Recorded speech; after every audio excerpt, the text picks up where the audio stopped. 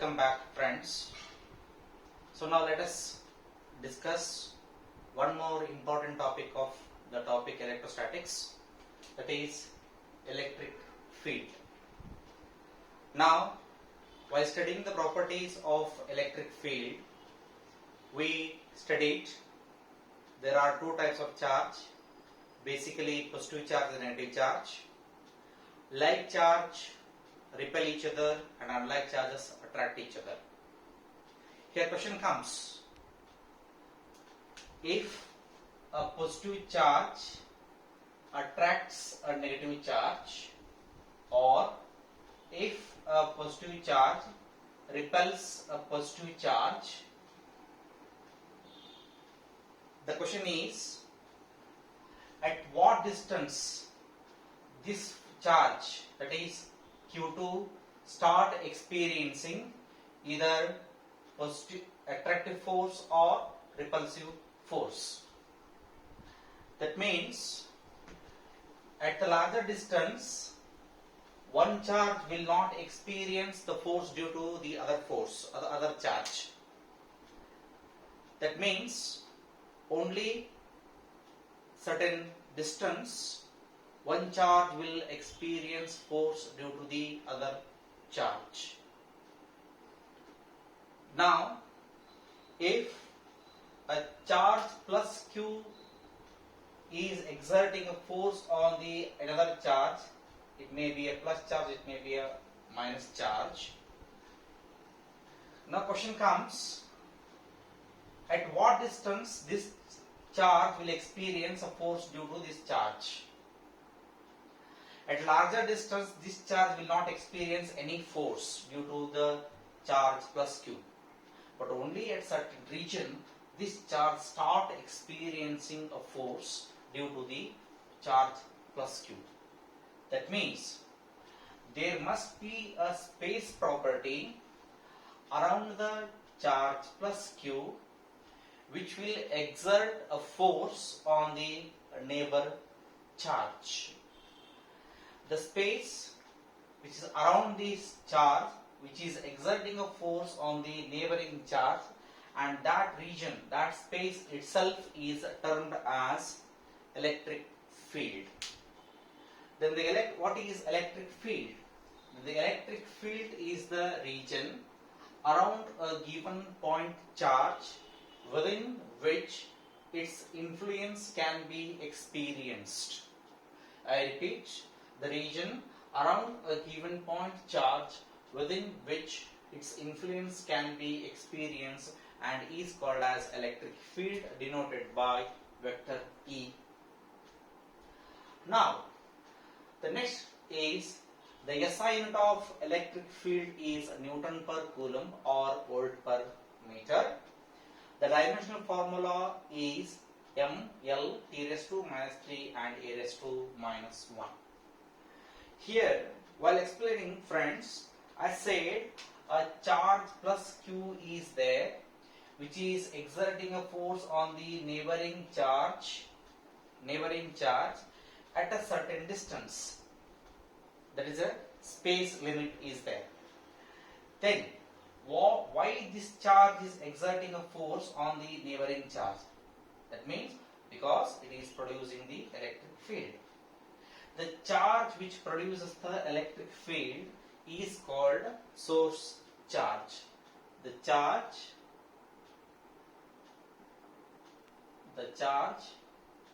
which produces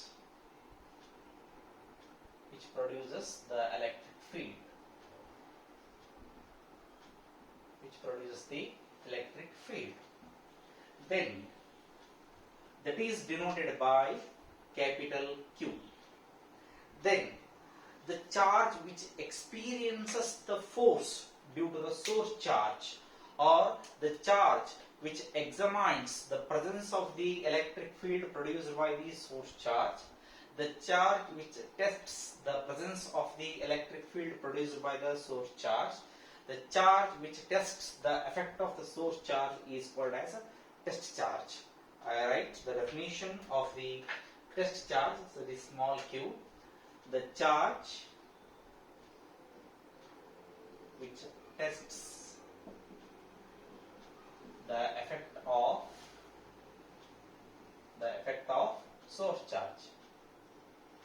source charge.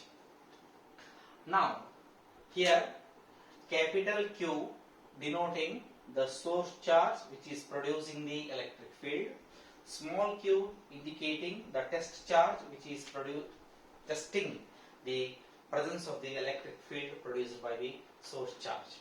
Here the quantity of the source charge is more compared to the test charge, hence we can denote the source charge in another way. Since it is very small quantity, the SI unit of charge is coulomb. Let me write that as coulomb. Since it is always taken as a positive charge, so I will take it as a plus, and to denote in a smaller way I will write just watt. So here is 1 coulomb. I can write here Q is equal to plus 1 coulomb. So plus charge is there, its value is 1 is there, and its SI unit is coulomb is there. So if I extend this one, then I can write here very simple manner. So this is a term is as a unit. Since it's a positive charge, let me write it as a positive. And coulomb is now it's a SI unit of charge quantity. So now we write it as a unit positive charge. So henceforth, instead of using the word test charge, I will use the word unit positive charge. In short, it is called as UPC. UPC means unit positive charge, that is plus 1 coulomb. So now, after studying the heading electric field, source charge, test charge, let's go to the next concept, that is what is the relation between the electric force and the electric field. So now if I take a diagram, or if I write a diagram, so there is a charge plus Q is there called as source charge, there is a negative charge, so there is another charge is there small q called as UPC. So this charge will exert a force on this. Now time being I will call this test charge as UPC. So now this the electric field produced by the source charge will exert a force on the unit positive charge. So that I can write here the force experienced by the UPC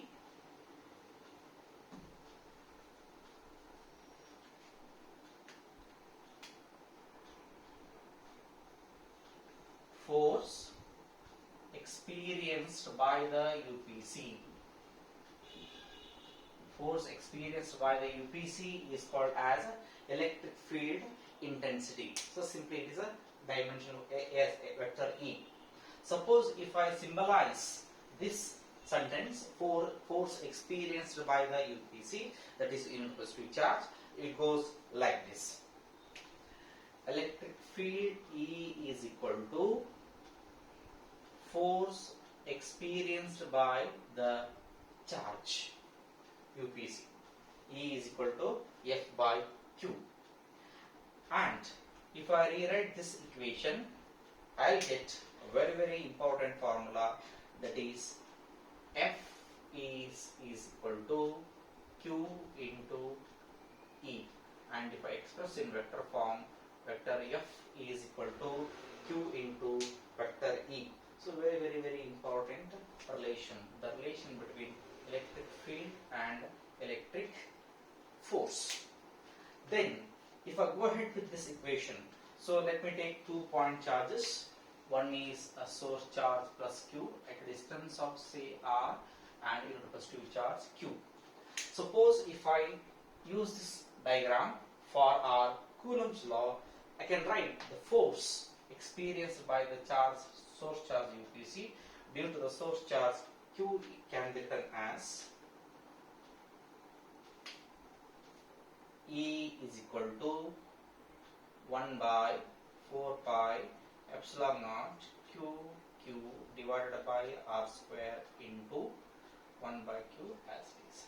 This is the expression only due to the force experienced by the charge due to the plus Q, the source charge. If I write this, I get E is equal to 1 by 4 pi epsilon Q divided by R square into 1 by Q. There I used Q1, Q2. Here I am using, because since I am very clear with my words, Q1, Q2. Q1 is nothing but source charge capital Q and the test charge small q. So I am using. So this unit positive charge UPC get cancelled. So I get E is equal to 1 by 4 pi epsilon naught Q divided by R square. Now friends, so now we have arrived at a new equation, that is vector E is equal to 1 by 4 pi epsilon naught divided into Q divided by R square. This equation is giving the electric field at a point produced by the point charge at a distance of say R. E is equal to 1 by 4 pi epsilon naught Q into Q divided by R square. Friends, please keep it in the mind. Electric force means there must be two charges. Minimum, I am talking minimum 2 point charges. One charge will exert a force on the neighboring charge. But if you come to the concept called electric field, only one charge is producing the electric field. That is why I wrote here E is equal to 1 by 4 pi epsilon naught Q divided by R square. Suppose if I express the electric field in the vector form, so that I can write here electric field is vector quantity. So the vector form of electric field is the vector form of electric field is. So if I write the vector form of electric field, so that I can write here vector E is equal to 1 by 4 pi epsilon naught into Q divided by R square into R cap. One more very important expression. So then if you look at this equation, so the relation between electric force and electric field, here only we get E equal to F by Q. If you substitute the SI unit of force, it is a Newton, and if you substitute the SI unit of charge, it is Coulomb.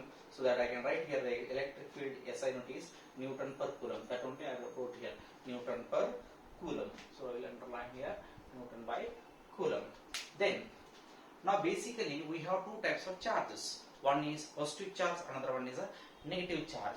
Suppose if a source charge is positive, what is the nature of force? And if source charge is negative, what is the nature of force? It is very simple case, and it will be very important for the examination purpose. It will be asked, what is the nature of force if charge is plus Q, or it is a minus Q, or Q is more greater than 0, or Q is less than 0. Suppose electric field is radially outward. Electric field is radially outward if Q is greater than 0. Electric field is radially inward if Q is less than 0. What is the meaning of this? So let me explain this concept. As I said, electric field is the region around the given point charge. So now that is why I use the word here. The word radii is related to the word around the source charge. So here I have taken Q is greater than 0. Q is greater than 0 means what? Obviously it is a plus Q. That means positive charge.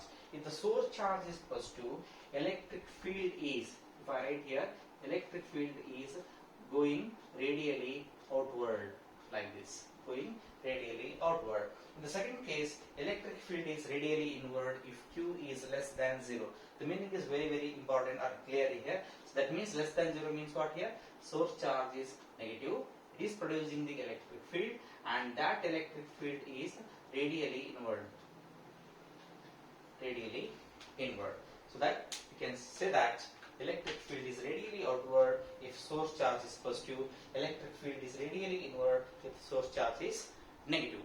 With this, let us go to the next concept which you studied already, the parallel explanation which you studied in the previous class, that is electric field due to a system of charges. In the last session, we studied electric force due to a system of charges.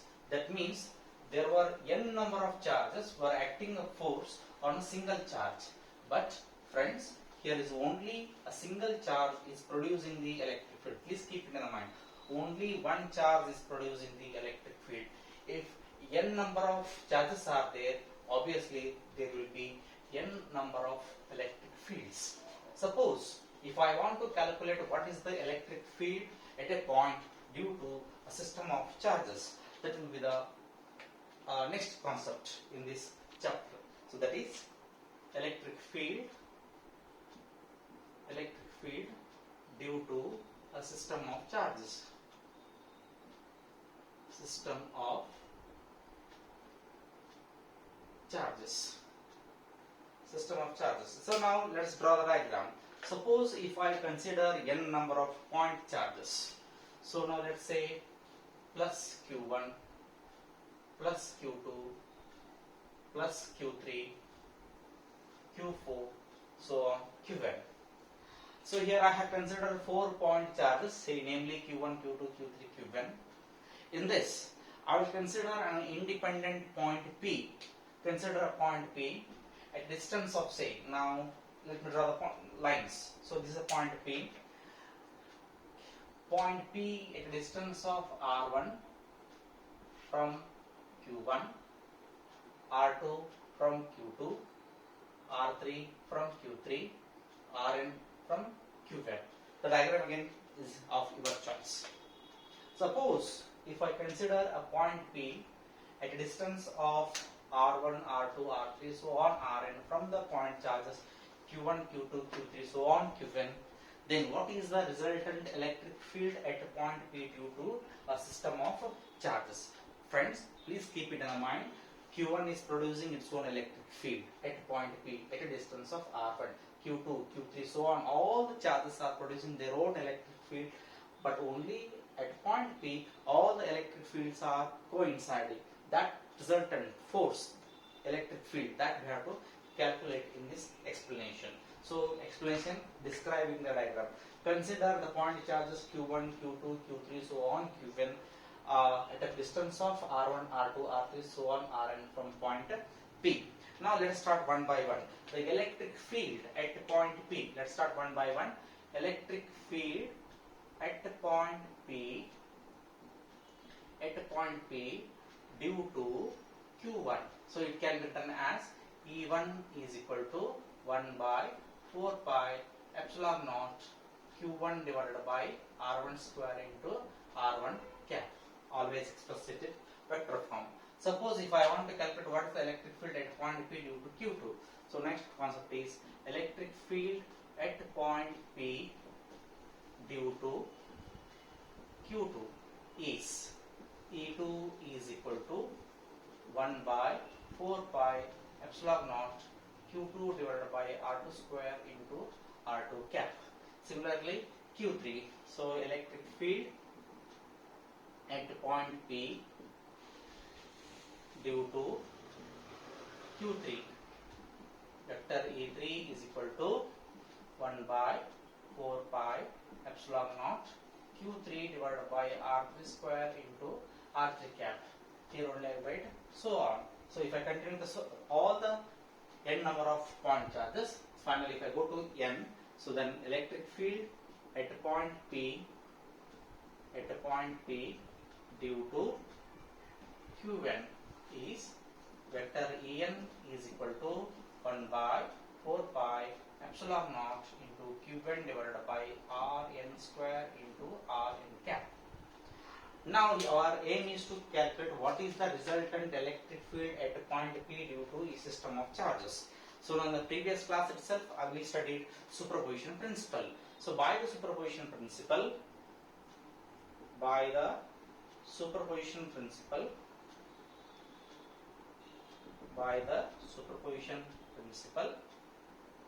what superposition principle says?